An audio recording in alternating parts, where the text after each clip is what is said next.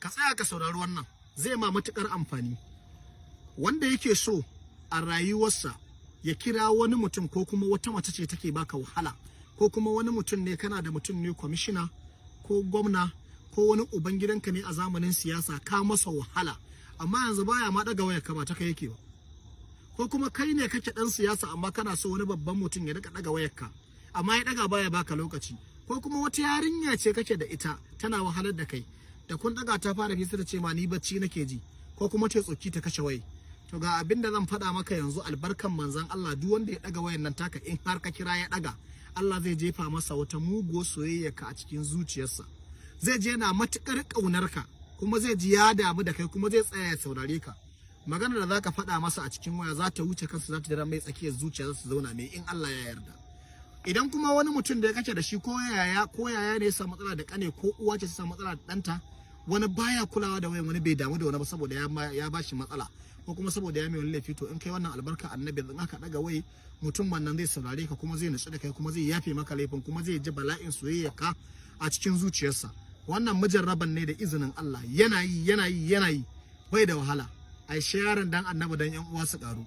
So lokacin da ka samo number wanda kake son ka kira, ko yarinyar da kake son ka mallaka, dan sirri ne na mallaka wannan mujarraba, zaka sa lambai, kana sa lambai kafin ka kira sai ka karanta walaqad hammad bihi, zaka faɗa walaqad hammad bihi, iyanan zaka tsaya, walaqad hammad bihi sai ka tura kira, ka kare waya ka a kunnanka.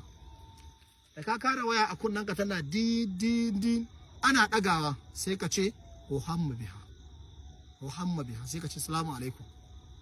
Kafin ka salama sai ka ce Muhammad biha, sai ka ce salamu alaikum. Yana amsawa an gama. Albarkan manzan Allah, Allah zai jefa masa soyayyanka da ƙarfin gaske a cikin zuciyarsa. In ma mace ne haka ne. So wannan yana yi mujarraban ne da izinin Allah. So da haka dan uwa, kar ka kalle ni dan ka ji na bada sirri. Ka kalli abin da na bada, ka dauka ya maka amfani, kuma kai sharing dan annabi, dan yan uwa su karu. Duk duniya ina iya rasa komai, abu ɗaya ne na sa zan ji haushi, a ce na rasa san manzan Allah a cikin zuciyata, shine kawai zai bakanta min rai. Amma ko me za a mani, ba zan daina taimaka mutane ba da sirri, ko ba zan daina taimakon mutane ba, kuma addu'a kadai ya sa ni in ci gaba da taimakon mutane. So dan haka ina ma kowa fatan alkhairi dan manzan Allah a share nan yan wasu karu. Ina gani mutane suna ta min abubuwa na su buɗe akawun da suna na suke yaudaran mutane, suna tayi sun ki bari. Ku je ku tayi, kar ku bari. Ku da Allah za mu haɗu da ku a gaban Allah. Ni da na bayar ba kuɗi aka bani ba, na bada dan Allah, dan manzan Allah, kuma ba abinda na ce a annabi sai salati, sai sharing, sai addu'a da na ce a yi mun. Ka je ka karɓi kuɗin wani ka damfare shi, za ku haɗu da shi a gaban Allah ai. Akwai akawun guda biyu a nan wanda na yi tagin ɗinsu, sai ku je ku yi following ɗinsu. Na faɗa kuma mutane, kar ka yarda wani mutum ya ce maka shine ni, wai ka tura masa da kuɗi zai maka wani aiki. Babu ruwana, sai ka ganni mun yi bidiyo kwalla kai ka ganni, sannan in ka tabbatar da cewa ni ne, sai ka tura da kuɗinka.